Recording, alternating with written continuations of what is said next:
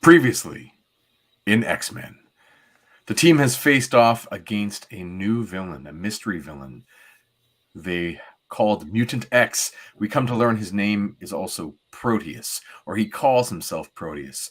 And in the previous issue, it was revealed to us, the reader, the faithful reader, that Proteus is none other than the secret son of Dr. Moira McTaggart, the longtime scientist ally of the X-Men, who studies genetic anomalies and genetic mutations on her laboratory on Muir Island, Scotland. And she is a former flame of Professor Xavier. We learned that as well. And this, though, is not Xavier's son. It's not their love child. It is not their love child. And X-Men such as Wolverine and Nightcrawler have had their butts handed to them in their first encounter with Proteus. So much so that Wolverine is experiencing beyond post-traumatic stress disorder. It's he is shaken to his very adamantium core. There you go. Thank you. So today on the show, we are reading X-Men 127, Uncanny X-Men 127 from Marvel Comics in 1979, written by Chris Claremont, drawn by John Byrne, and inked by the great Terry Austin. You can also follow along in Classic X-Men 33. I am Jason Lapidus. I am Chris Sanagan. And we are Group of Seven Comics. And this is our YouTube channel. So thank you for joining us here tonight. We are going to be continuing our never-ending, always on live stream where we talk about the pop culture icons, the X-Men. We are looking at how this particular run of Essential X-Men Comics informs every iteration moving forward in a significant and profound way.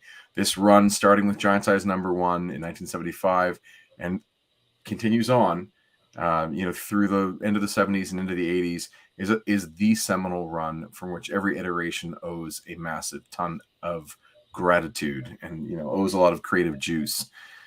We have I'm going to say it's the best Tuesday night X-Men comic book live stream in the world. It's the only one you need in your life. That is right. So to respond to loyal guest and listener, no, what do we call this guy? Viewer and sometime guest Chandler. What's up? I'll tell you what's up. My blood pressure's up, dude. I'm scared to death of Proteus. I saw what he did to my boy Wolverine.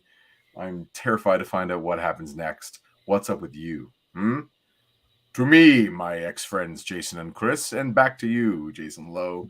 How are you doing tonight? I hope both of you guys have had good weekends, good start to your comic book making weeks. And what's up with you, Chris? How are you, man? I'm good. As I said to you before the show, I didn't know much about Mutant X Proteus, that storyline, before we started diving in a couple weeks ago. And I am digging it. I'm enjoying it. I enjoyed this issue a lot.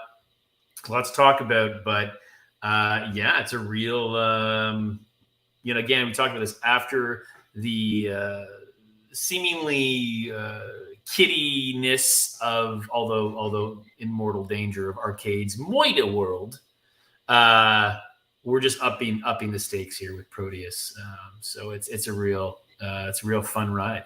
Yeah, if we zoom out on the Claremont run, there are a few different genres that the X-Men kind of fall through. There's sort of adventure comics or adventure stories having to go to the Savage Land. There are, of course, the kind of comedic and campy, the Murder World. There are science fiction stories as they go to space with the M-Cron crystal and fight against the Imperial Guard.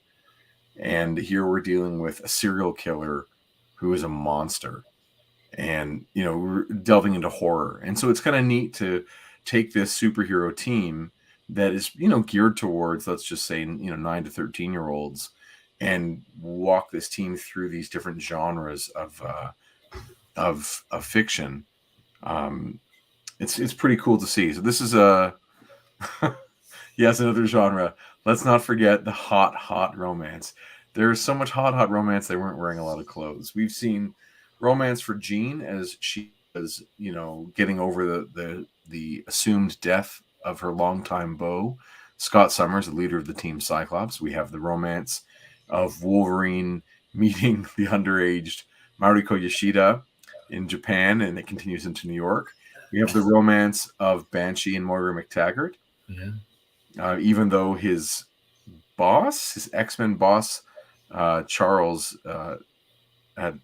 was also romance with her as well. Yeah. There was the romance with Xavier and Lilandra, Yeah. a cosmic romance out in space. Don't forget Betsy and Amanda, who are the continual double dates of Kurt and Pietro when they go out on town. It's always double dates with Betsy and Amanda. We also have the romance with Colleen Wing and Cyclops. Yeah. And then we never want to forget, of course, the really important one special night that Peter, Rasputin, Colossus had in the Savage Land that was most savage. Most carnal night. So I think the only character, unless I'm mistaken, Storm has had not in this run currently. I don't believe Storm has had or allusions to anything about a relationship or a romantic, unless I'm mistaken. But you're not mistaken. The backup stories in Classic X-Men, there have been hints of just people she's met that maybe they're interested in her. Right. Right. She has not had any romance in the series yet. And I wonder when that will happen. I'm going to spoil. It's not going to be this issue. Turns out it's not Proteus. It's not Proteus. Spoiler alert. He wants her body, but not in that way. Right. That's well done. Thank you. Well done. So just taking this also back to the animated series, which we love to touch upon when we have the chance. There is a 2-parter about Proteus in the show, and the character is a child who escapes, who desperately wants his father. It's revealed, of course, that Moira is his mother, and the father has sort of left that family to start a second one. And the child, who's named Kevin, they just call him Kevin the whole episode, which really takes the serial killer part away when he doesn't kill, and he just gets called Kevin.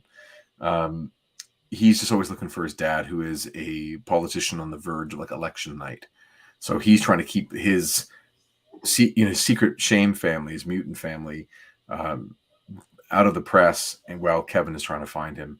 And although people like it, obviously you watch it when you're a kid and you get involved, it doesn't compare to like the horror and the ferociousness and the like the decaying bodies of the host bodies that Proteus keeps. Husks. The husks. Yeah.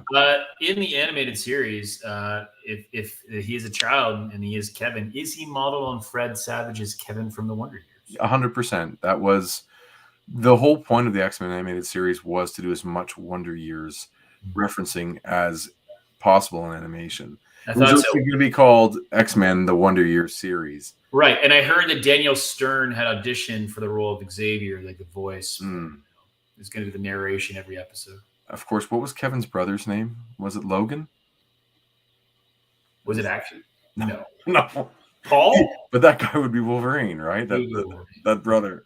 And all right, let's take a quick look. Of course, here we've got the cover of the real issue is right there. Oof.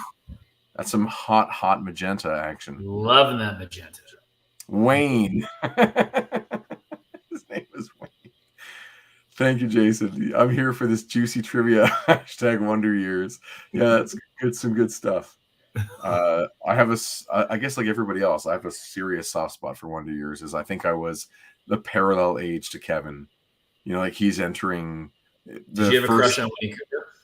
Yeah, it was like Winnie Cooper and Samantha from Who's the Boss.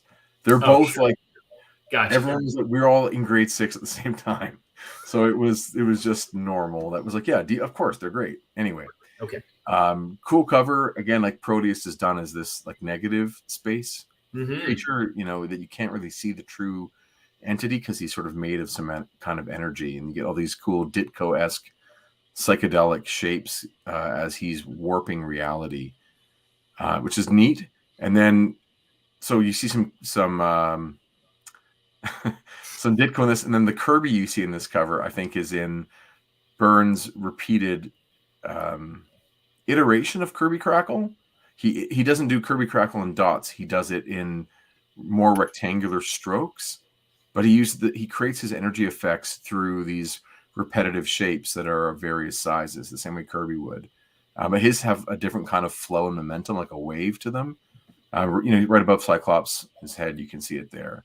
So you get like both Marvel founder artists, in this cover, which is really cool. This is like I mean, the magenta pops.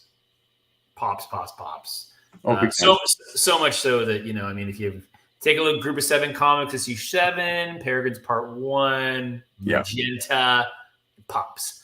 But it did make me think of the Age of Aquarius as well. Very psychedelic.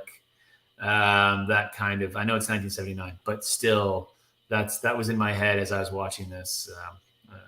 When I first saw this cover, was that kind of, or when Krusty, when he's doing his comeback special, and they have the clips from when he was Sings the Doors. Yeah, Singing the Doors. Through the other side. Yeah. It's called Crooning with Krusty. Is what it was called.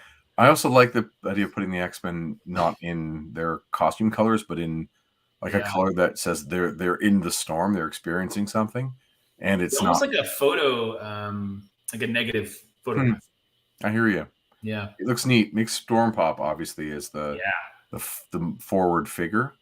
Just to share, we can add. Oh, this is no good. Let's do this nicely. No, let's take this one away then, and solo on this. Here we have from the X-Men, from the Marvel Artist Edition called Marvel Covers, focusing on the Bronze Age. There is the original art for issue 127 of Uncanny X-Men. And this is a really good scan of that original piece of art. You can see the browning of the paper, like the patina on it, and all like dirt on the bottom too from who knows what. Poop on there. I'm sure that's no, of course not. That's cool. They added those. They kept super cool. Screen tone here and here, but this one is a darker screen tone. It could even be 2 overlapping, or is it just a darker? No, it's just a bigger dot. So there's a screen tone use here and a screen tone here, and this one is just bigger dots, so it comes out darker. So it creates like a depth of field where it puts her body ahead of by having them look different. You know what I mean? It's really neat to see. I love looking at Byrne and Austin's work up close. I'm always struck by how like this gets the descriptor gets pasted on, right? These are photostats. Right. It's the responsibility of the inker to paste these things up and do a good job of it. And so he's getting these and pasting them all on. And if they have to cover up any edges, like they'll put white media on it to hide things, or they'll draw over the photostat to make it blend accurately. And on this one, like you can see these dots here. This is prime example of Austin dragging that razor blade as it scrapes across. There's the resistance of the tooth of the paper. It's really neat to see. I also love the John Byrne corner boxes. Those faces are my favorite ones. I think he's hands down for me. He is my absolute favorite corner box floating head artist. Of all the floating heads, his are the most and then, floating. Yes, you can see with each of the numbers, they're pasted up individually. Like you get a sheet with the numbers, and you can stick them all on one at a time to make it right. So that's one of the reasons they're never perfectly straight. They're always weird looking. And then if you wanted to be a total obsessive, if you have extra time, you would continue to do these lines through the uncanny, like you do your white media to make your wind right through the letters. But of course, if you go back to the original cover, go back to the cover as it's printed, it's just magenta, but it breaks the line of the flow. You know what I mean? You could do if you're doing this. Okay, what I'm trying to say is, if you're doing this digitally today, you would draw those storm effects. The black line goes right through.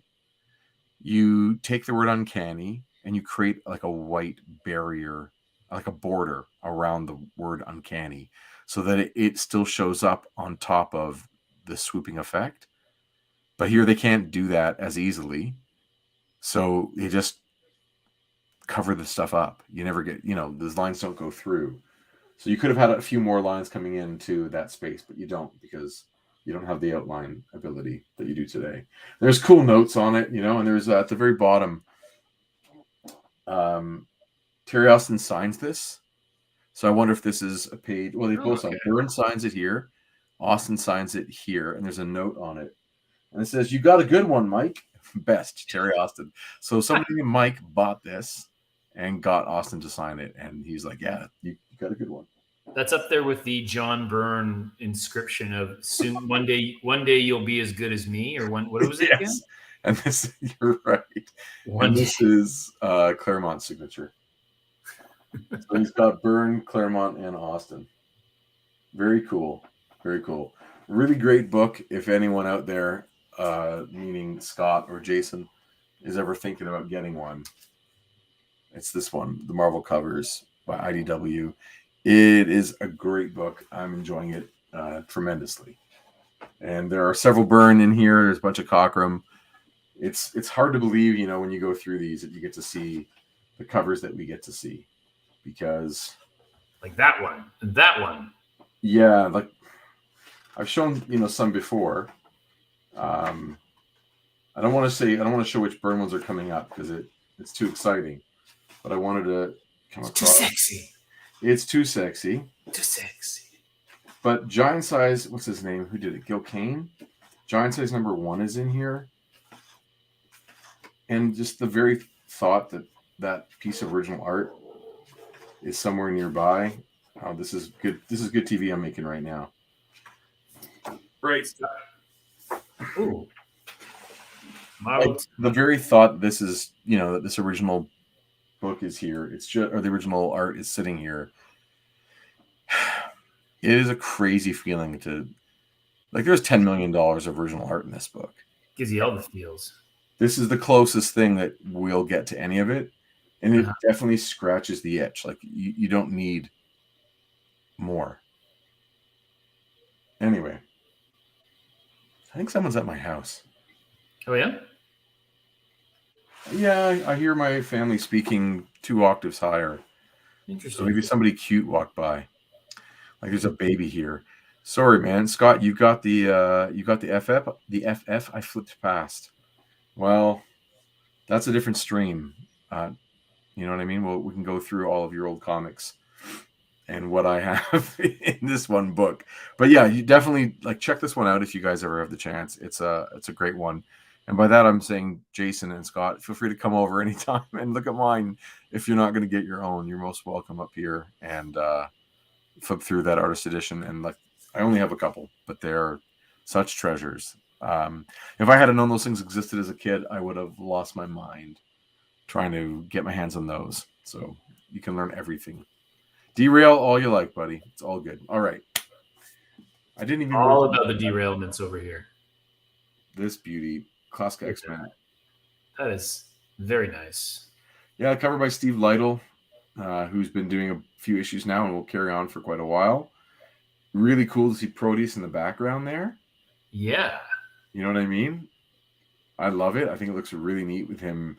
And there's the hey, David, how are you, man? Hope you're good. Hope you're having a good start to your week as well. You I guess use a screen tone to make this effect too, right? Yeah. Down. And Jerome was saying to me on Facebook, Jerome Cabanatan was saying that he hated this cover because the idea that Cyclops could knock out Wolverine. It really upset him as a staunch Wolverine fan. And I feel that too, of course. I would imagine Cyclops would have a broken hand. Second best punch after Weapon Alpha. But it makes you want to read it. It makes you want to figure out, okay, what's going on that would have that happen. I want to read the rest of that issue. David Cutler? Or it wasn't a question. David Cutler. It's an all-star audience tonight. Yes, we've got in the house, of course, Jason Lowe, Scott Chandler, David Cutler, 3 amazing artists all here. And then there's you and me. And there's us. But we have the channel. So hey. Yeah, that's true. That's true. So that's something. So Chris. Yes. There's a lot of dialogue. A lot of dialogue. There's a lot of dialogue and a lot of dialogue from characters who aren't our primary characters. So we'll play it by ear. All right, I'll let you initiate when you want to read and when you don't. Thanks for letting me initiate. I always appreciate when you let me initiate. As per usual, I'm reading it in Classic X-Men. I'm also reading it in Essentials Volume 2, which was gifted to me so kindly by my good friend Chris Sanagan. Not sure if you guys know him. Chris, how are you reading it today? I'm reading it on a CD-ROM, which was in there, but is now in my computer drive. CD-ROM, comes in a box. The thing that makes this so special is that it's a CD-ROM of scans. Right, yes. DVD-ROM. It's a PDF of scans of the original art. Of the original printed comic. So when you go to someone else's channel, if they were to do their X-Men live stream on a Tuesday night, you can run this thing on Windows 98. If you were to go to someone else's channel, they're going to show you the digital versions with those hyper intense colors that are oversaturated because they were never printed on the newsprint and absorbed into the paper, whereas the version we're going to show is as it was intended by the artist and the colorist and the publisher, not some sort of super intense hyper colored oversaturated gobbledygook. We're giving you the real stuff here. That's how we do. That's how we do's in this channel. Sure. All right. Look at that. The power of Proteus. Let's go. Let's get into this. The deadliest mutant alive. He is. Yeah, it's formidable is the word. Formidable. Yeah. That's awesome. I love how even her storm is like menacing in those purples, It's really cool. So he goes, hey, Prime to the First, how you doing? Right in time. You missed 22 minutes. Missed the intro. 22-minute intro. Listen, there was a lot to talk about with that original art. Okay, moving on. I'm glad you're here, though, man. So the quality of hatred. This continues, I believe, the quotation from Shakespeare from the previous. Oh, yeah? Yes. That one is, I'm going to take it up, look, unless you know it off by heart. I do not. And I'm not going to flip back. We're just going to move on. But there is a lot of exposition here. Claremont really waxes poetically about what kind of storm this is and how much power it's taken. One quick thing of note from the creator credits. I like this one. This one says writer, plotters, penciler. So you get Claremont as a writer. Both of them are plotters. Byrne is the penciler. That seems to be like the most genuinely clear version.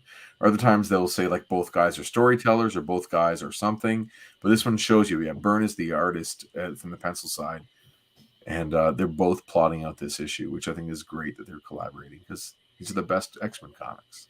So the other question I had too is, we're enjoying this and how they are framing their relationship and their creative their creative collaboration. Do other, and this I'm saying this maybe perhaps naively, but also genuinely, do other art story combos play around with these titles in comic books? Is this something that happens elsewhere? Yes and no.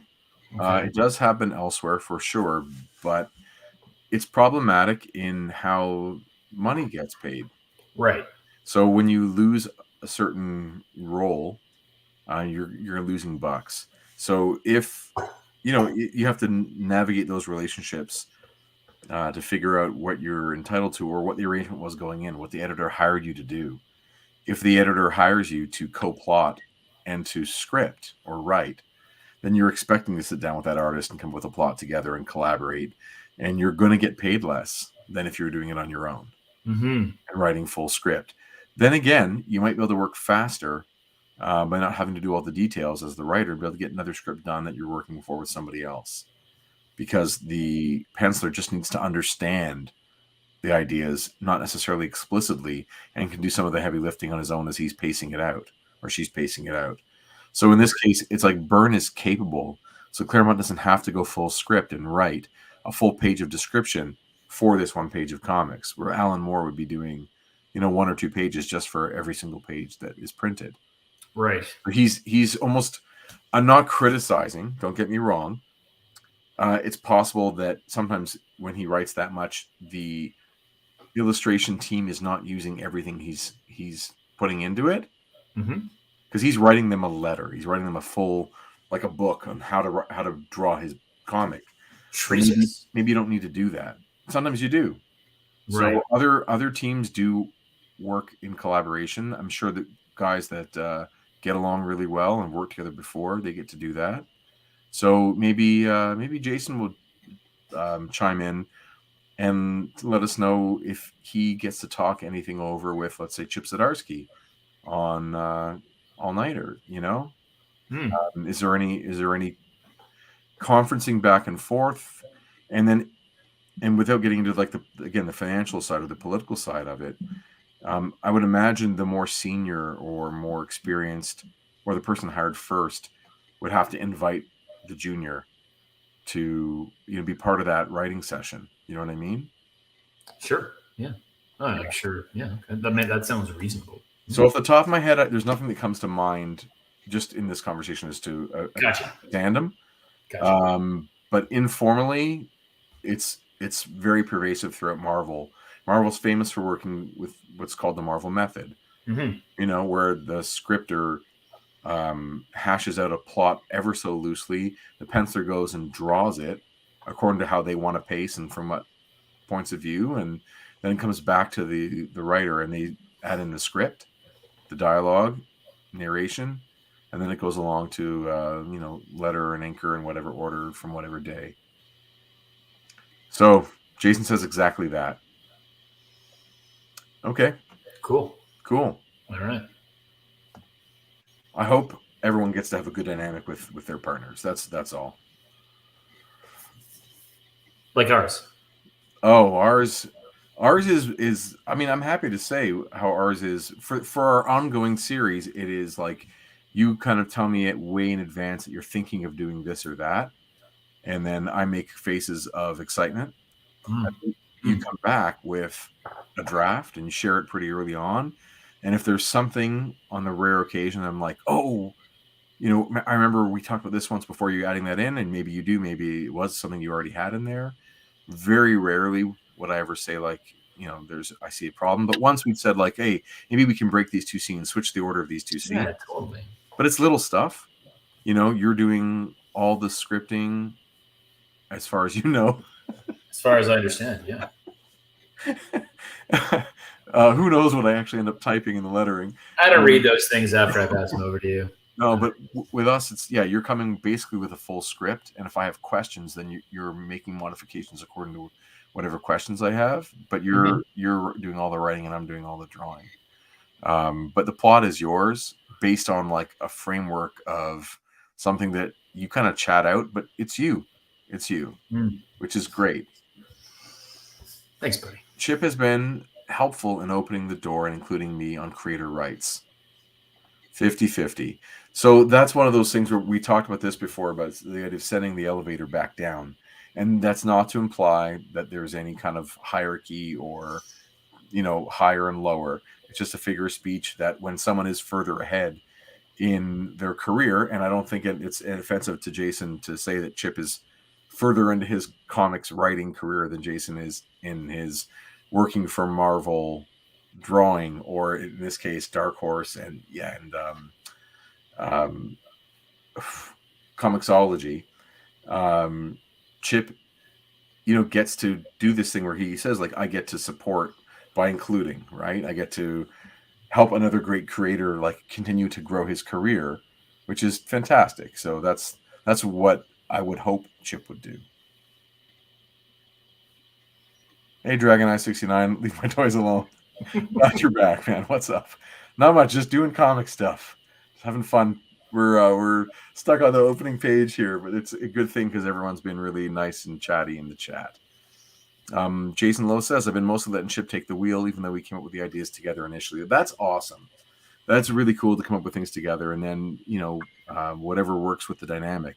With you and I, Chris, we try to play to our strengths too. Yeah. Where, you love doing your historical research. Sure do. You love your librarian Whew. when you're doing your readings, and coming up with the amazingly coincidental happenstances in Coincidence? that just like are littered throughout our first 6 issues and beyond. And sometimes, I can get pretty obsessed around things like story structure. And so I might chime in with this is the time in the story when we should see that. And you come up with a thing that will be. So there's fun collaborations even in that stage. I remember that, sometimes you'll say, Jason, I'm not sure what's happening in that panel, or it's not dark enough, but it's supposed to be nighttime. Like we get those input pieces into the process, but we still play to our strengths in it, which has been awesome. So Storm is really trying to slow this guy down. Her power is it's not doing the job of stopping Proteus in his tracks. It's creating damage. You can see Wolverine and Nightcrawler are there. Wolverine is protecting his buddy and covering up. He is not wounded physically, but he's, like I said in the intro, shaken to his core. Proteus has reality-altering powers, much like, I guess famously for us in Infinity War and Endgame with the Reality Stone. Proteus can literally change the fabric of what's happening in the world around a person, as long as he's within eyesight or eye contact, he can change their existence. And what he did to Wolverine is explored very heavily in the previous issues backup story in Classic X-Men number 32, and it's awful what he does to Wolverine. He traumatizes that guy. He ends up like ripping out his own guts with his claws. He turns him into every variety of substance, and just destroys him. So Wolverine has never been hurt in the way that he was in the previous issue. What do you think? Should we just move past it now? I would, yeah. All right. Bad Man is coming for Storm. What happens? Yes. So Storm is acknowledging, of course, that Proteus wants her body. He wants her shell to be the host for his consciousness. And she says she'll die before she lets him do that to her. So she knows her friends are hurt and her gale force winds are hurting them as well. So she needs to try and maybe escape. And once she gets close enough to Proteus, he sees her and she sees him. And he calls her his pretty blackbird. Yeah. Interesting. Yeah, that wouldn't go today. Yeah, Claremont again needs to. Well, come on. What? I'm not saying it would. He wouldn't write that today. He wouldn't. Of course not. But I took it as immediately. I took it as another instance where the language identifies Storm as black. Without it being obvious to the reader graphically. There's this numerous times where the black woman, the black hero. Yes. And so I just took the blackbird as another one of those. Perhaps they thought it was very clever. He might have, but I mean, the line is, or easily could be, trying to fly to freedom, my pretty bird, which already is like, calling her a bird is already, a sexist remark. Mm-hmm. Calling her pretty is objectifying her. And now we're throwing this extra bit into that, So, yeah, he's obviously trying to entertain and just doesn't age well. It's very much of its time. And we see that throughout this run of comics. And as kids, I didn't even notice it most of the time because that's the world I was in. And it is understandable, but not okay. But I understand why it's there. So Proteus warps her reality, turns everything upside down on her, and she is, hits the ground and is unconscious within seconds. And he knows if he can get that power, he'll be invincible. And here's where I find like I'm really drawn in. Are you doing Kurt? I can do Kurt here. Okay, here we go. Wolverine, come on. If we don't act at once, Storm is doomed. I want to, Crawler. I'm trying to, but I can't.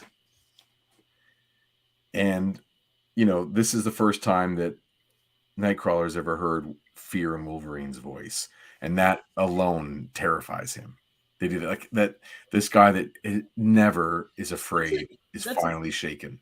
That's a great bit of exposition, right? Because this character, right, all it takes is one character not having the experience of this before to really set the mood, right? Yeah. Like it's not an action thing, it's not dialogue, it's just, you know, it's just some narration, but wow, you know exactly what the stakes are and exactly how people are feeling because of the way they set these characters up. Yeah, Wolverine, he can't really get involved. So then just before Nightcrawler teleports, there's a shot that's fired at Proteus's feet. And, you know, you could get a close-up of his face here. You can see how crusty, yucky, zombified this corpse, this animated corpse is. Living corpse or something. Yeah, as every bit of life has been sucked out of it by its parasitic mutant Proteus. Feasting off of its very essence. And he doesn't know who's shooting because obviously the rain is all over. But he calls Storm the she-mutant. Yes. Curse this she-mutant. And we see up on the grassy knoll there that Moira, with her sniper rifle, is actually shooting at her own son. Yeah. And it's this intense that she recognizes this person is a danger to everyone. And they are not relenting. They're not a good person. They're going to kill. And I'm taking responsibility. And she's so cold and objective about it, she's going to kill him. His reaction is great, where he's like, more bullets. They're metal, and metal can destroy me. As opposed to like the rubber bullets that he normally finds. You know, right. Bullets that aren't made of metal.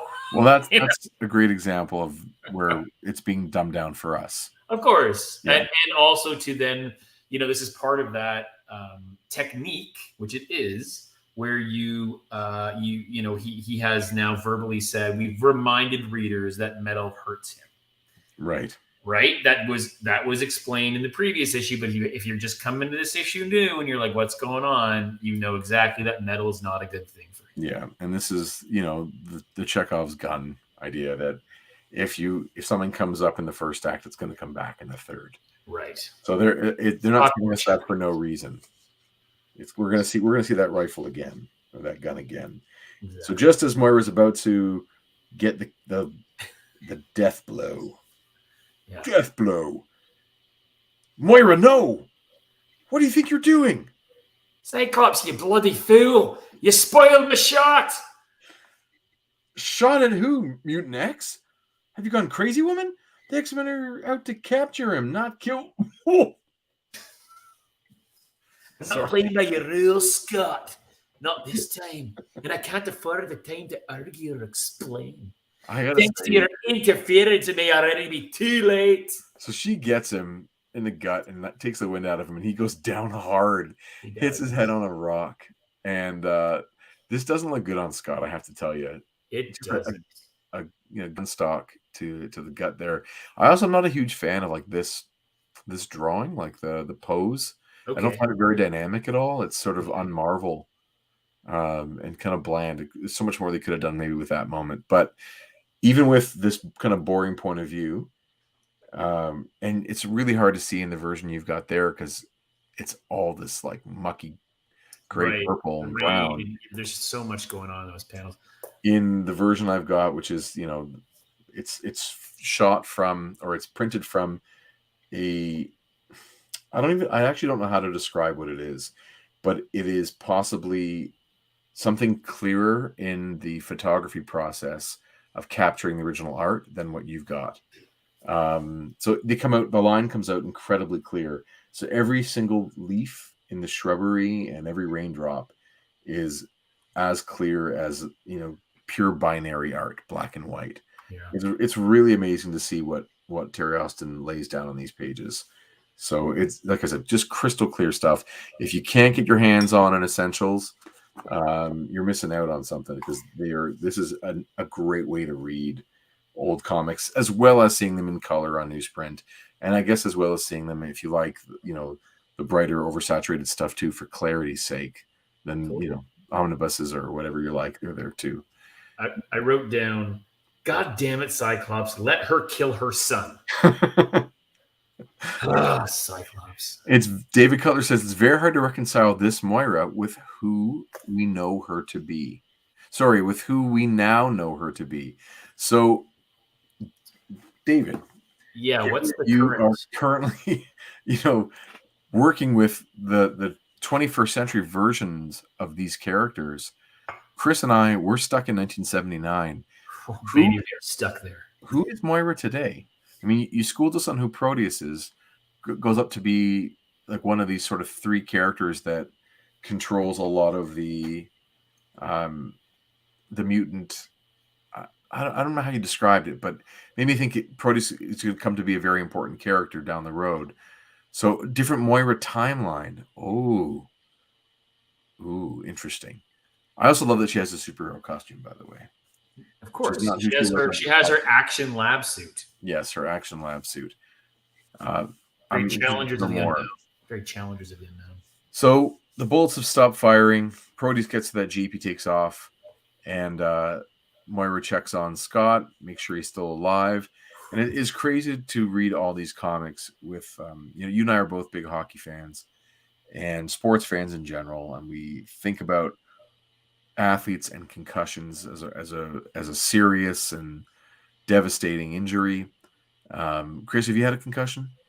I am fortunate to not have had a concussion as of yet. I've had a mild one, and it's not fun. No. But these guys would be getting concussions almost every single adventure. And, looking back on them with the 21st century lens, I just see head injuries every time I watch them fight. David Cutler says, House of X and X Lives, and X Lives of Wolverine spoilers. Oh, good. It's fine. She's an extremely powerful, long-lived mutant and kind of an anti-mutant antagonist. That's okay. So we're talking when you say extremely powerful, long-lived mutant. I'm thinking Apocalypse, right? That's my first thought. But interesting. Anti-mutant antagonist. Okay. Does that mean she's anti-mutant, or that she is an antagonist of people who are anti-mutant? Does my question make sense? Let's see what happens. So she has to do this. She's got to kill her son. And she thinks she knows his final destination because he's been going straight south. So she's deducing. Very interesting. Very All right. Now, Storm's Gale's just about blown itself out. And then there's search parties. It brings the sunshine.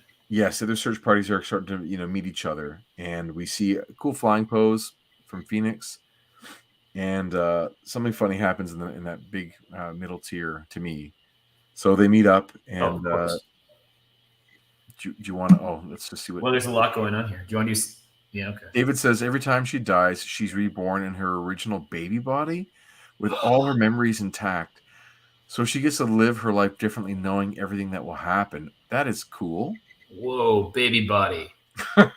She's been a close ally of Apocalypse, but as of now, and maybe as of always, her ultimate goal is the extinction of the mutant genome. That's writing. Like okay.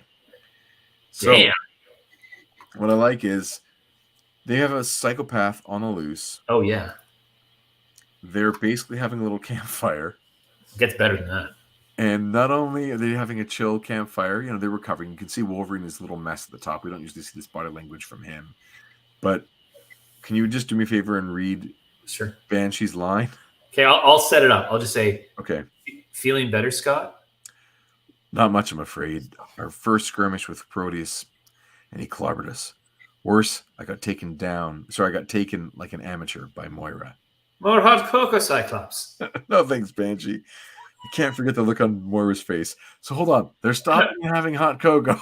No, hot cocoa cures all. That's what X-Men teaches us. I can't believe this is the situation they're in. And they're taking a break for hot chocolate. You know they're missing here? As soon as Cyclops says, no thanks, man, I can't forget to look at my face. Marshmallows too. Exactly. Like, it just keeps adding. What a silly. Proteus, Mutant X is her son, Jean. Yet she wants him dead. I do not understand, friend Kurt. What happened to you? That's a nasty sprain, Aurora. Your arm will be next to useless for a few days. Okay. Yeah. And so she's got her top like unclipped. Looks like it. And she's holding it on the front part. Yes. So as to not reveal her chest to the viewer, but to suggest that, you know, it's there, and like that's what we need to see, right? Is her in a state of, again, more half dress. But I love they put down the hot plate. Yep. Banshee made hot chocolate. I may not have me sonic scream anymore, boyos, but I can certainly make a mean cup of hot cocoa. Okay, Cyclops is thinking to himself now, whatever happened here to Wolverine has shaken him badly. He's close to breaking. If he doesn't snap out of his funk, now he'll be permanently gun shy. And you can just see, like, it looks like Wolverine's almost over there crying. Like he's a bloody mess. For Wolverine, that's a fate worse than death. And here's where the story takes like a fun leap, but I get it. It's like, it makes for a good comic. It's insane, but I still like it. Totally. And I agree on both those points. Like at a left field, like a literal 90-degree turn, but I get it. Makes it work, and I understand it. Absolutely. But here we go. You've been pretty quiet, short stuff. I got nothing to say. Cyclops, leave him be. He's been through a lot today. We all have. So, I think the runt's faking. Are you Verat crazy? You weren't there. You have no idea what Proteus did to him, to both of us. If it was so terrible, how come you're still on your feet while your psycho playmate is shaking so hard he can barely speak? He's either faking or gutless. Stay out of my way, Nightcrawler, if you know what's good for you. Was? We've locked horns from the beginning, Wolverine. It's time things were settled. That is, if you're not too scared to fight. Hey! That is what... Okay, we've talked about Cyclops being like, whatever. He's the leader. We joke about him being a jerk. Man, jerk move, nth degree, throwing hot chocolate in someone's face. Classic Summers move. Bob, the day I'm scared of you is the day I'd better lie down and die. That's the spirit, pal. Here he comes. No subtlety to his attack, just a head-on charge. Big talk, mister. Take a drink. Let's see you put your money where your mouth is. I love this like calm kind of like flip from Cyclops. He's incredibly fast and strong. I've got to time my every move to make the split second. I have to time my every move to the split second and make each one perfect. I'm like reading words from the line underneath. I'm going too fast. Pardon me. You're the man who's going to replace me as the X-Men's leader, Wolverine? Don't make me laugh. I don't aim to try, snicked. I'm just going to do what I do best. Which this might be the first time that idea of him being the best there is at what he does is like where this comes from. Mm-hmm. That moment. Yikes, that was close. You're slow, shrimp, and moving like you're half asleep. Glory, they aren't play acting. Those two are at it for real. Colossus, get in there and break it up before these bloody fools get themselves killed and ruin my cocoa party. At once, Banshee. Stay where you are, Peter. Cyclops dealt his hand. Let him play it out. What? Like, that makes the reader go, like, again, we're on Peter. We're on the same page as Peter. Like, none of that makes sense. No. Just want to pause for a second before it continues. So, like, the awesome use of those pink backgrounds. So they're sporadic, you know? Like, it's not the first panel on page 10. It's the second. And the third, we get that one line that kind of connects the two guys. Mm-hmm. And the fourth panel, we get all the pink. And then not again. And then on the top of page 11, you get a couple of those nice kind of sunset lines or sunrise lines. Mm-hmm. Clouds, and then you get it again in panels 3 and 4 in the bottom of 5. It's not like overdone. It's there to balance out the green.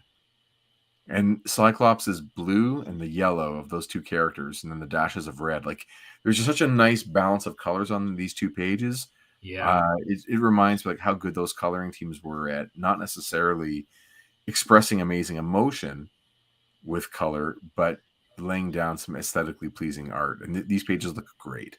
And I haven't, to be honest, I haven't thought too much about this version of Cyclops' costume in terms of really. I mean, the other costumes are so, just on this newer team. There's so many other ones are so much striking. But wow, in this sequence when they show Cyclops being as fluid as he has ever been, that costume looks great. Like I've never been like too much a fan of the Crusader boots, those kinds of things. But this is doing lots for me for sure. You're into it. I am into Mr. Summers throwing hot chocolate on people. You do a good Scott Summers cosplay, right? You got the hair and the visor kind of cooking for you.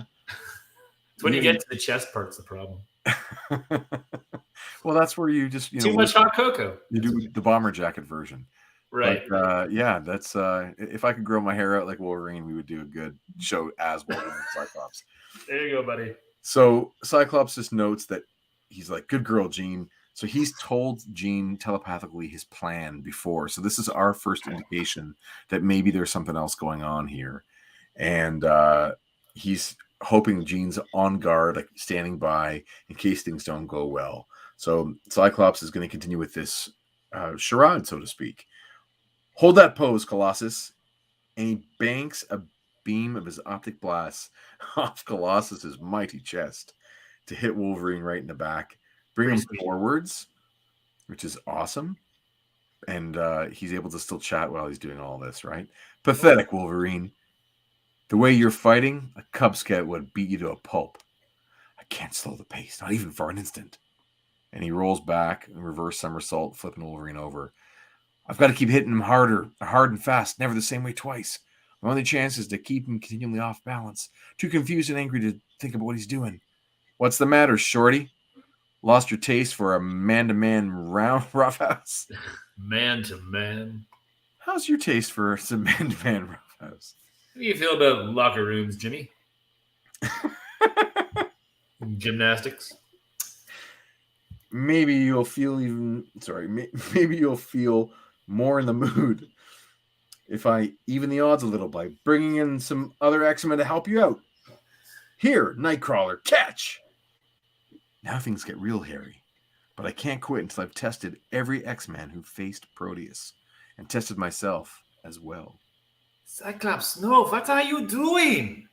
Good question. What are you doing? Well, he's testing everybody, which is kind of an interesting thing. And here we get neat Nightcrawler, bamfing from one section of the panel to another. And I like this because even though the motion of Wolverine is going right to left, yes, we read from left to right, and that's how Nightcrawler moves in time. So by the time that we catch up to Nightcrawler, the motion of the panel has kind of happened. And this is one of those things that can only work in comics, like this way of communicating, where a person reads, in a single frame, you're still reading from one side to the other because you're expecting to be reading language, like written language. So yeah, other art forms can't do this, which is really cool. Do you want to skip over the thought balloons there? Sure. Okay. And as Nightcrawler's teleported for some reason right over Cyclops, he pounds him with a good optic blast, which feels like it's the wrong color, but anyway. And then enough is enough, right? Look at that middle panel. Yeah. 1-6 shooter. Hey, Trevor, have you ever been to a Turkish prison? If anyone in the chat has not seen Airplane, please take the time. First, just shake off all your contemporary values and then go back and put yourself in the 1970s and watch that movie and just enjoy. So this picture of Storm is so good that it was used, if memory serves, in the Marvel Universe official handbook. I was wondering. As one of he looks Storm. like a pinup / poster / Yeah, Right. They would have like a picture of the character, and then they'd have several others that demonstrate their power. And I think this is one of the ones that was showing Storm's power. And I love when Byrne and Austin make her hair disappear into the power. Right. There's no holding line around her, you know? It's super cool. Yeah. He looks super powerful. Yes. Do you like gladiator movies, Wolvie? that bit, it kills me. It is so funny. Oh my gosh. Talk about derailing me. That will do it. So Storm puts her foot down. She has no idea what's going on. She can't read the room. She just is confused by everything, and lets out a really good bolt. And yeah, so he shoots at her. Yeah, puts her off balance. And then once he's laid his shot, he's like, "Oh, okay, whoa, everybody, I surrender." They're like, "Wolverine, no way, Summers. You ain't getting off that easy." He's like, I got off a long time ago. Yeah, Wolverine picked the wrong way to quit sniffing glue. PROTEUS is still in the loose, mister. Take a drink. Yeah. If you want a rematch, it'll have to wait. Read Storm. For one, Cyclops, my anger matches Wolverine's. If PROTEUS is so important, why did you stage this insane battle? Consider it a session in the Danger Room, Scottish edition. So he basically is just saying that he really wanted to make sure everyone was up for this. You know, he was testing myself as much as testing the other guys. Moira decked me so easily. I thought I might be losing my fighting edge. I was most worried about you, Wolverine. You had good reason. PROTEUS spooked me good. Spooked me but good. But good. Like that's like old time old timey speak. It is. You took a heck of a risk starting this fracas, boss. At the end, I wasn't joshing. Wolverine's joshing, by the way, sometimes. I don't know. Sometimes he's joshing, this time he's not joshing. I was in a killing mood, almost crazy mad. I ain't thought much of you in the past, Psych. As a team leader or as a man. I was wrong. And so at this point, what's missing is I was wrong. Now kiss me. That's what I wrote down. That's the natural next line. Thanks, Wolverine. A lot. I'd love to kiss you. So, yeah, you know, this is the necessary action beat in the middle of the comic. Yeah. You know? But this idea of like helping Wolverine shake it, this makes me think like, it reminds me that people's understanding of trauma is very limited. Like all you need to do is shake it off. And yes, Wolverine does have his incredible healing factor. And maybe there are times when a person can snap out of it by giving them a little slap in the face. But this is very old-fashioned thinking that you can shake off a mental injury. Anyway, interesting. Mm-hmm. So they come to the conclusion that they don't know what to do. They can't use Cerebro. He doesn't register. PROTEUS does not register on Cerebro. And they can't track Moira because she's normal, not a mutant. She's a normie. Interesting. So Jean also can't track PROTEUS. But so is that, I guess, so we've now seen it a couple of times, with Jean speaking and her word bubbles being bold and on the edges. I mean, that's Phoenix talking? The way I read it, or just she's powered up. The way I read it is that she's a little bit powered up, or that there's kind of that, I don't even know, that there's like an echo on her voice. Like there's a sound effect that goes with her voice that makes it sound otherworldly in a way. I mean, to try and compare it to something, I don't know. Nothing's coming to mind other than their voices in the animated series. But I would imagine it's just a degree of power to her speech. Yeah. I don't know. How do you like to read that? Like, forgetting what we know as people who've watched the movies and seen the cartoons and read other comics, when you read this as the kid in you, what do you see? Like, how do you interpret that? I mean, to me, because of just, again, the boldness of the line, is that it's almost it's like primal. It's like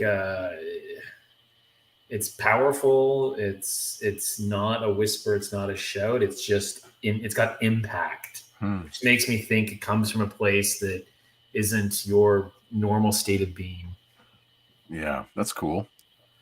By the time I read this as a kid, I had already seen all 3 Star Wars. So I'm going to use that as maybe my starting point, because those movies, the sound design was so dynamic and original that even a little kid is impacted by it. So, you get Vader's voice, that's like the mechanical effect, and this doesn't feel like that. But you get Ghost Obi-Wan. Right. And there's that ethereal quality with the echo in his voice delivery, like that effect on his voice recording. And maybe it's somewhere in there for me, like on the spectrum. It's not mechanical. It's something otherworldly. And then we could probably go into other, early 80s and late 70s references, like certain cartoon things. The Super Friends. And then you also get characters like Darkseid on Super Friends, which was like Dr. Claw kind of voice. So there are all those kind of funny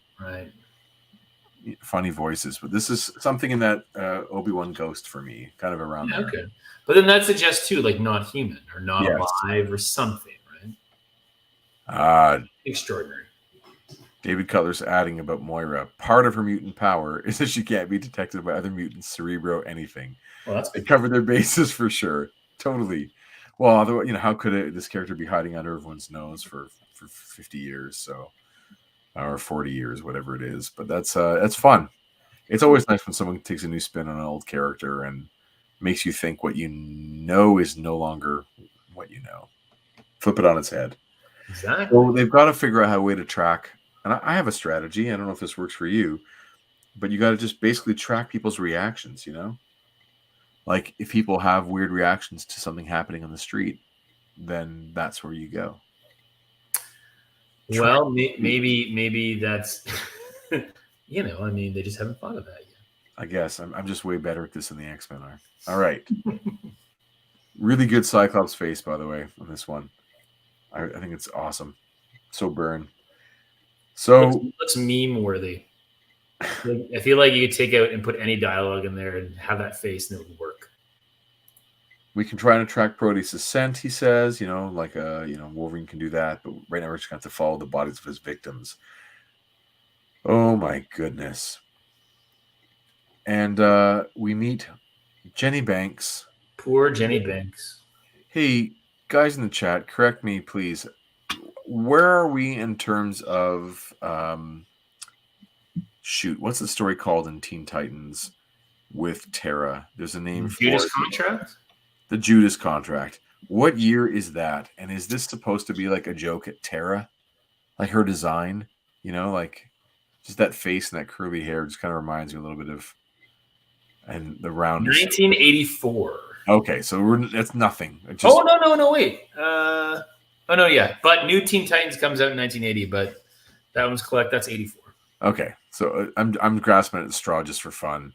I like when they take characters from each other's stories, like from different publishers. There's a few issues or one issue in particular of Thor from Simonson, where Clark Kent and Lois Lane are there at a press conference, and it's so clearly Clark Kent and Lois Lane. Like I love stuff like that. I think it's a lot of fun when we're having their back and forth. Yeah, and there's no issue there. But no, this is definitely not that. But she reminded me of Tara when I saw her. Yeah, so she gets flat tire, and of course she sees the cop, and oh my god, partway in realizes something is wrong with this dude.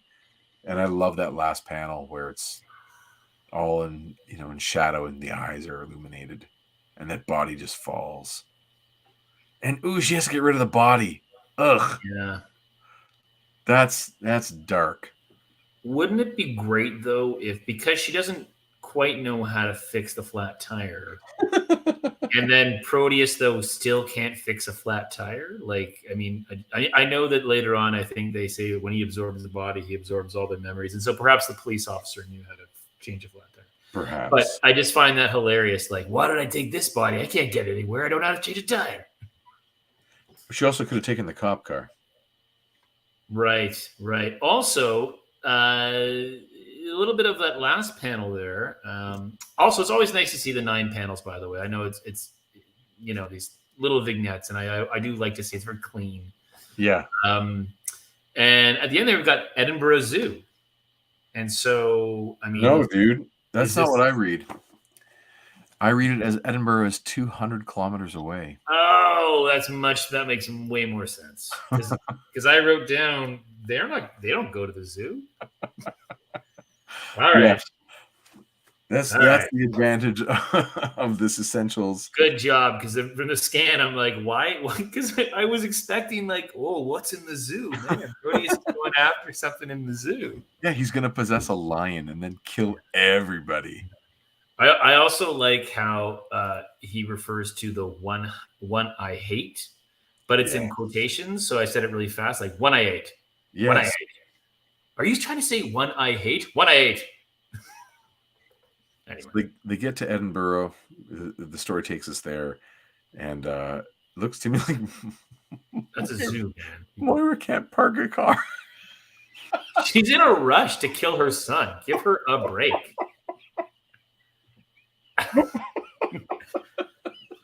Wow. Oh my goodness. Oh, sorry. Yes. Scott says, "I hope the class comes back."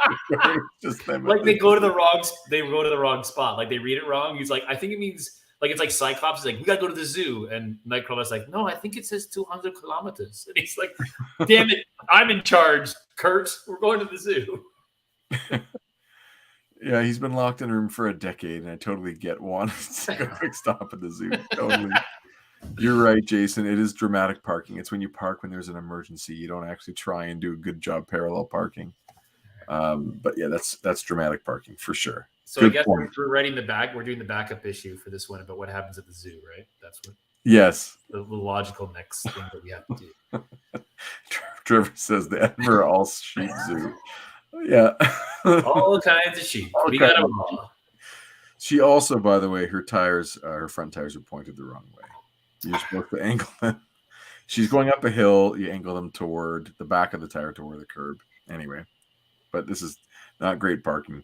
And we talk about here Joe McTaggart, who was a Royal Marine Commando, born and bred in Glasgow's rough Clydeside docks, the most beautiful man she'd ever seen. And now he's a member of Parliament and a sure bet to one day become Prime Minister. Wow, that's a bit of a leap.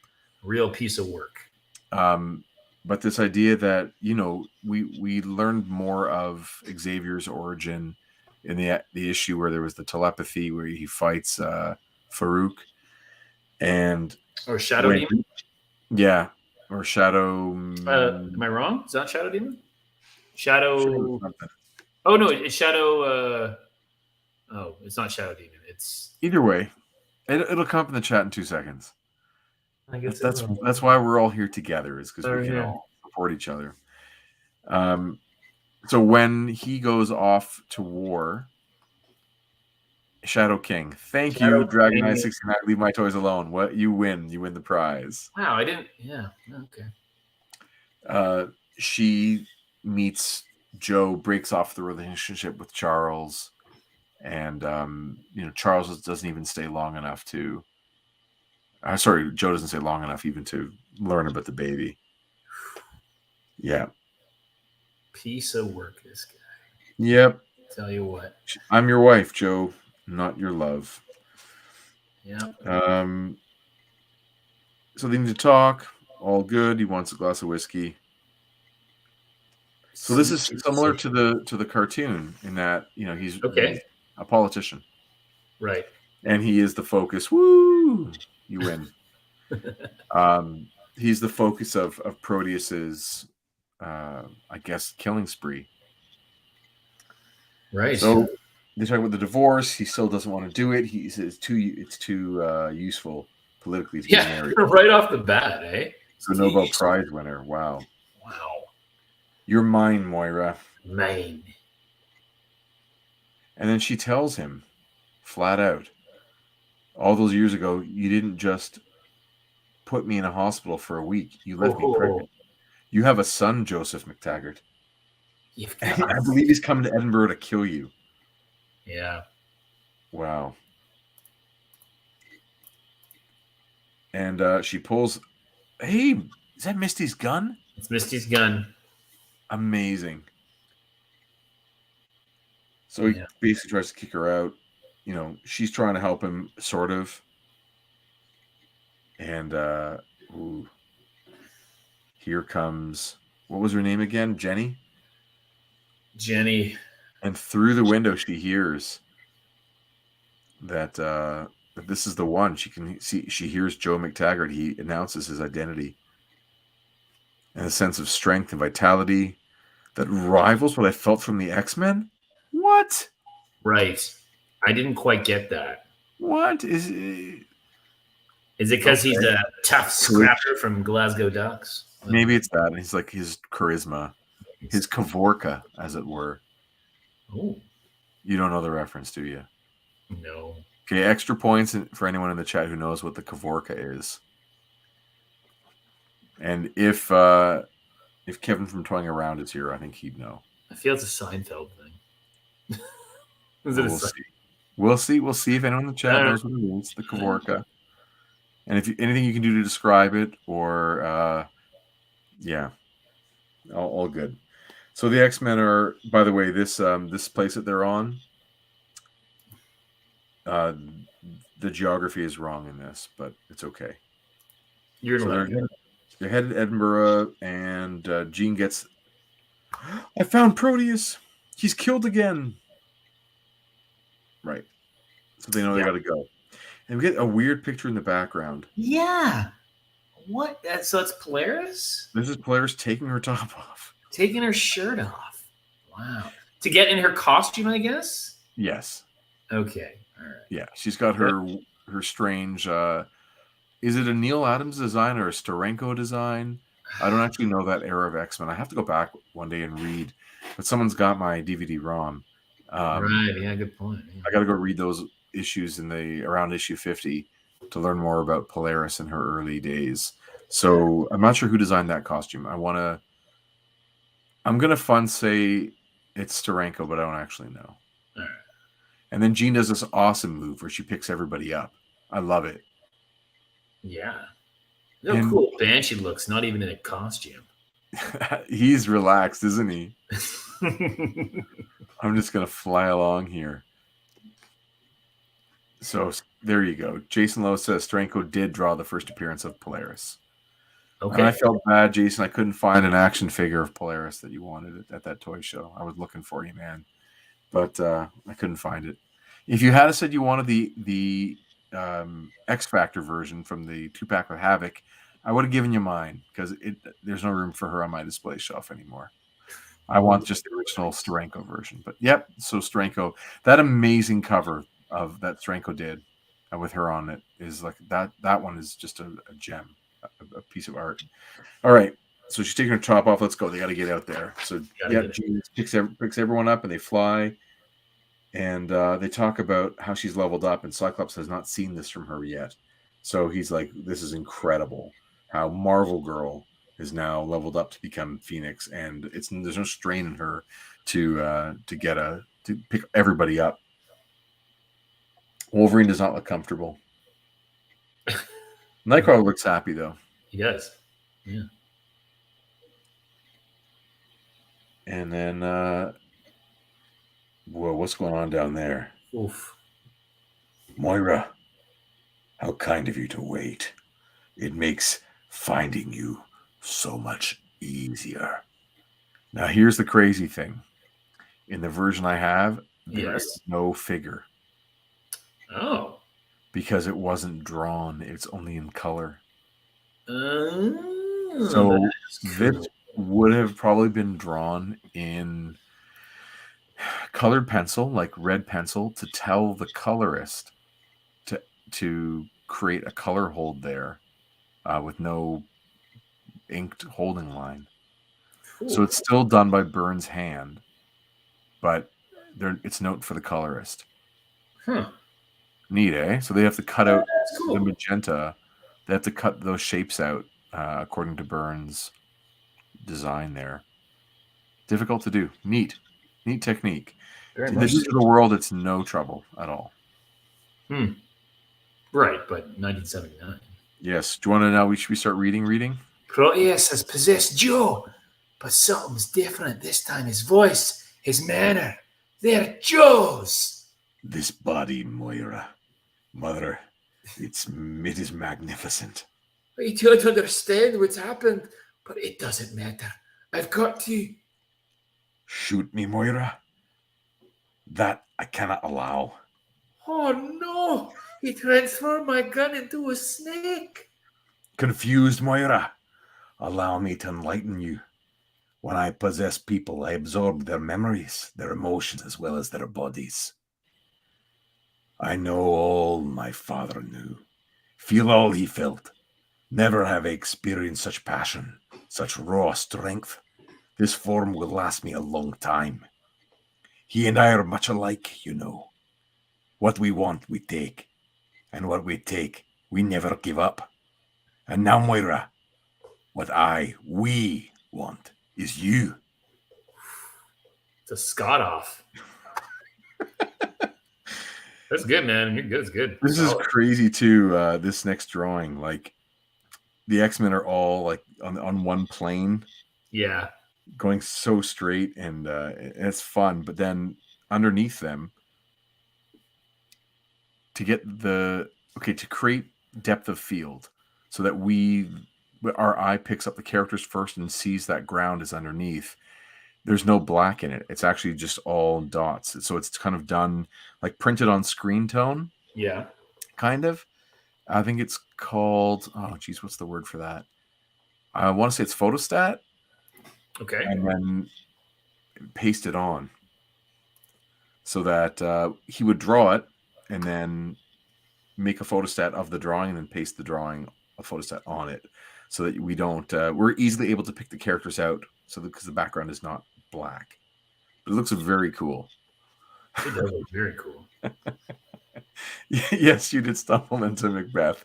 Hey, this is what happens. If there was a whole story that took place in Canada, we just used Canadian accents. Oh, we did that. And we had a really good time reading about that. It was a lot of fun. So they figure out that the light show has to be it, right? That's what Banshee spots. That there's these powers being emitted. Says, there's like, up ahead. That light show has to be it. Blessed saints, the woman I love is fighting for her life. And me, with my sonic scream gone, I'm helpless to do anything to save her. Due to his injuries suffered in X-Men 119. Editor's note. By Daniel Stern, who's made a second appearance in this live Daniel Stern, nice one. The X-Men flying like that is the coolest thing. This is really the story where the Claremont run becomes something special for me. Yeah, it's I really do feel like each time they level up every few issues, and that turn this has taken from after Arcade and the level of art that we've been seeing now, like, you know, the stakes feel higher, right? We've seen Jean is on a journey and things are starting to happen to her, stuff with Mastermind. Wolverine is getting added depth, which is really rounding out the team. Like each character is getting pieces to them that makes us care about them more and more each time, other than Colossus's weird venture into what was he called? The Proletarian? Proletarian. Yeah. That story arc didn't do anything for me. That character arc didn't do anything for me there. But it did do a lot fig-wise, we talked about in the chat. Having that fig. So a custom proletarian fig. Okay, so this almost justifies to me the use of this before throwing Colossus down. In the last issue, that's what happened. It seemed like a crazy choice, but now they're doing it. It's like kind of urgent to do it. Yeah, and it seems like, oh, this is their strategy. This is what they do. So it kind of makes sense to throw him down like a missile. Mm-hmm. It's very cool. It is very cool. And it's that nice, panel. He's in his regular, human skin, and then the next panel, it's the transformation. Looks rad. The organic steel as he falls. I love it. And a great smash, having everything off balance. And this reminds me of something we were talking about before with Scott about ground not being flat. And when you put things askew, it shows that the situation is also off balance. Right. Things aren't stable. It's more dynamic to have it. This is a really nice panel to me. This first one, the Thum sound effect with Colossus crashing. I love it. Your reign of terror is ended, monster. Quite the contrary, middleman. It's only just begun. And just to praise the inking again, and it's really hard to see here, but guys like Terry Austin and whoever would be inking Michael Golden, like they're so good at creating these textures behind everything, where it's coming, fading to dark or fading to light, depending which way you want to look at it, through a series of cross hatches. It looks like Arthur Adams and guys like that are really taking note. But it's a beautiful texture and looks, again, always amazing in the black and white, but works really well as this fade. And now through digital tools, you can do this with a few clicks of the button, but this is a million little lines that Terry Austin has to add in to create that field behind them. And then Proteus shifts reality, turns things upside down, or how cool is that? Changes things 90 degrees. Right. Awesome use of a vertical panel, right? Right. How cool is that? This is like this classic Eisnerian storytelling where a character is falling down this vertical panel. And yeah, it works exceptionally well. You don't get to see this very often from Byrne, but I wonder if he had a chuckle at this decision to be able to do that. And it works super well. Let gravity do its work. Oh, yeah. Very cool. And the X-Men land in. I hate to say it, boss, but this scrap ain't going to be as easy as it looks. More mutants? I'm flattered you consider me such a serious threat. You realize, of course, you're wasting your time. Your powers are quite useless against me. And this is right out of Infinity War, right? Yeah. I mean, I know that it's the other way around, but we get that, someone shooting a beam and it just turns into flower petals. Yeah. It's a great effect. Like taking something vicious and turning it into something so calm and beautiful. Yeah, I don't know if we can take him, but, if we can deny him a replacement, Cyclops says, I think we can take him. That's a big if. If that's the best you can do, X-Man, I've got nothing to worry about. When last we met, you escaped with your lives. This time, you won't be so lucky. Ooh, what is that, apple pie? You want to take a look at that? Hungry? No, I'm just teasing. Do you want to read Gene? Sure. When last we met, Proteus, you caught me by surprise, and even then my psi powers nearly tore you apart. Say your prayers, Butcher. Awesome. And here is what I was talking about on the cover. Like, that's Kirby Crackle, Byrne style, right? That's his modified version of Kirby Crackle. For the first time in months, Phoenix's power sings within her. It feels glorious and terrifying. But before she can strike, not yet, Phoenix. I'll face you on my own terms. I'll face you on my own time and on my own terms. And on my terms, I can read, I promise. Until then, you and your friends stay back, or Moira McTaggart dies. Don't listen to him. My life is negligible compared to those he'll destroy if he isn't. Ah! You said enough, Moira. Hush now. Remember, leave me now, X-Men. Remember, a neck is such an easy thing to snap. Or consider this. Push me too hard, and I'll possess Moira, as I did her husband. Husband? Oh, my God. He looks more worried about that as opposed to... no kidding. More shocked about the husband thing than the, imminent death thing. Yeah. Cyclops, what are we going to do? If we attack, we'll be singing Moira's death warrant, signing Moira's death warrant. Or I'll be singing it, but signing it. Or worse. But if we let Proteus escape... We won't, Jean. Proteus is the kind of mutant Professor Xavier created the X-Men to protect humanity against. What? Yes, okay. Yeah. I'm sorry, Sean, but Moira's right. Proteus must be stopped, no matter what or who it costs. Who? Next, the action of the tiger. I don't get it. So I just got to point something out here. Please. Last panel. On one side, we have the team, and on the other side, we kind of have Havoc and Polaris. And I know it's only a small sample set, but I think this lends itself to the strength of the costume designs. On the left, those costumes all look awesome, and Havoc and Polaris look kind of ridiculous. Okay. She's got something on her face. He's got something on his head. I just pointed it out. It looks a bit strange. I agree with you.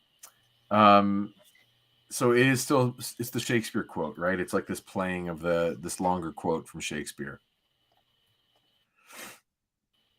Yep. So all three titles, are playing with this quotation. Henry V. Yes. And what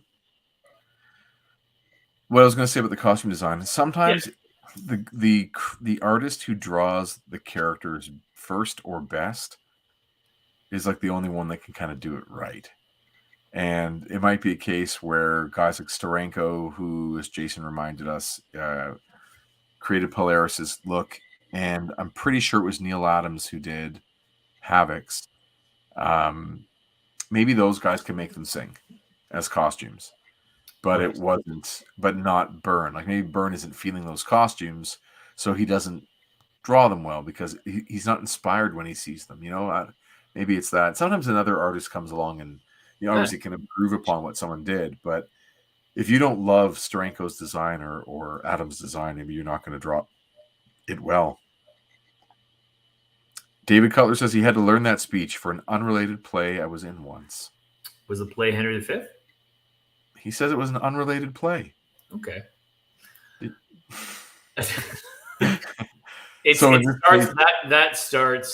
speech starts for, as people might more be familiar with once more into the breach, dear friends. Right. That's once more.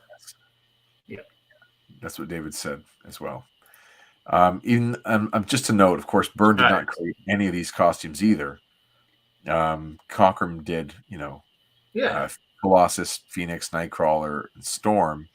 But Byrne makes them sing. He's in on that vision. Yeah. Makes them all work. And although Romita Sr. creates Wolverines and Herb Trimpe's the first to draw him in comics, and then Cockrum, and then Byrne. Burns is my, I've said before, my favorite Wolverine artist up to this point, for sure. Maybe top 3 of all time. Good issue, like intense, just not silly, except for the Coco part. There's not like very. Are there any jokes in this whole issue? Jokes? There are jokes in the arcade issue. There are jokes in other stories. Oh yeah, and that's the tone of the book, right? The campiness of those issues. Yeah. This one, there really isn't much. This Proteus storyline, it's all serious. Definitely. Just to talk back about David's play that he was in. He says it was a play about Edgar Allan Poe, and I played his father, who was a locally famous actor and a total piece of shit. Good to know. Awesome. His name was Piece of Shit Poe. The backup story, by the way, is another one, of course, drawn by John Bolton, or all the artists by Bolton. It's also written by Innocenti, who is sort of in that Chris Claremont circle, has been for a long time now, and it is one about Havoc and Polaris. Okay. And it is sort of taking us up to the point where we meet them in this issue. So their little adventure in the Jeep. There is Havoc is at the zoo. He's at the zoo, and he is he's reading Shakespeare. And anyway, So it's basically that he keeps having these blackouts and going off the road, and he's having some trouble with, I guess, his role as a superhero, and maybe being. He was touched by Proteus, right? Like they all had an interaction with Proteus off camera before the first issue of this 3-parter. Right. Remember they find them and they're all unconscious. Yep. So there's like a residual in both Havoc and Polaris, and basically he keeps having reality bending thoughts as he's trying to drive, and he keeps like crashing the Jeep, and he just has a little frustration about recognizing that he's not a superhero. Like Scott's a superhero, and he really doesn't want that life. And then they basically meet up with the X-Men, and Wolverine is crying, and everyone's shaken, and Banshee makes the hot cocoa. Well, and that's it. So is there a backup issue where Banshee just preps the hot cocoa? It's just a little like behind the scenes to help understand, I guess, to add weight to like why Havoc isn't an X-Man and Polaris. Like them as a couple, they have this life outside, even though they're quite powerful. That he doesn't want the life of the superhero adventurer, that he's sort of not built for it. And that it's not one that stays with me, other than like the back cover is their heads stuck together as they're falling from the sky. What the? Like they're one body, sort of, because he's having these reality. That's weird. On to something else, kind of action figure fun. I love to collect action figures, and I've been picking up these awesome. He looks great. 3 3. Sorry, I don't do this very often. The 3 3/4 inch Marvel Legends retro collection. I love them, and the Cyclops is in that awesome costume, and I got Storm. I want to get the whole set of these that are going to have. Sorry. that are going to be from like this series of X-Men. Unfortunately, the Phoenix I have is a Dark Phoenix. I don't have the 2-pack that has Phoenix in her green costume. I only have the villain version of Phoenix. There's a 2-pack of that? There's a 2-pack Hasbro Pulse exclusive. Oh, sure. Okay. Of her in the green Phoenix costume and Wolverine in like the tiger stripe, the yellow one, the one that's for this. And there's Iceman, who's not even on this team, but he is translucent, and that is special. He's there. So that's a lot of fun. Looks like a Micronauts figure a little bit. And then I just got Wolverine, who is on a completely different buck. He's a little dude. He's stocky. Love the big yellow belt. And his boots, for some reason, are not painted. So I think I'm going to crack out the brush and the black paint and modify that. Fix that up. The first figure from this series that I put paint on, but not the last, I'm sure.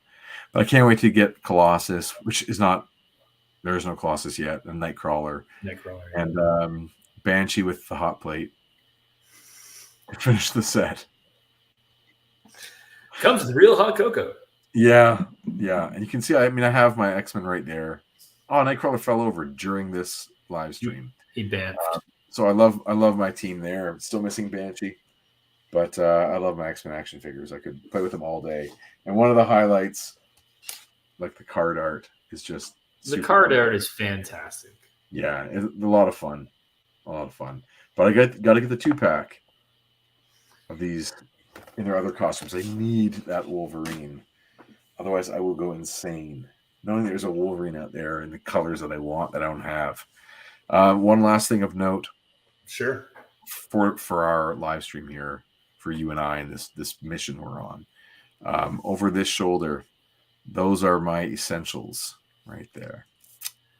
Okay, I have an FF, I have a Spider-Man, the first X-Men, and then I have some X-Men that are later. I just got my local store tracked down for me Essentials 3 and Essentials 4. So I will then have all the essentials for the next many years until Anthony Falconzar. He's already booked for. Right. What was it, 211? Was it 211? Yeah. All right, so we're good. We've got Falcon. We've got him covered. We're good. Wonderful. Yeah. Hey, anyone in the chat, if you guys have some ideas for some other fun guests on our show, we would love to have some more people on. We enjoy chatting. I like to hear someone else's point of view instead of Chris's for once in a while. And as much as I have to end up talking on this, I am a really, really happy listener. I'd love to hear what someone else has to say. I just worry that if I don't talk this much, this whole thing will come to a grinding halt.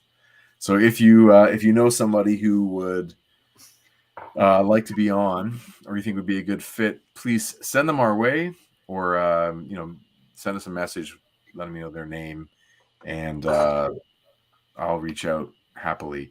So I'm assuming when you say, "Yeah, David," you mean David Cutler.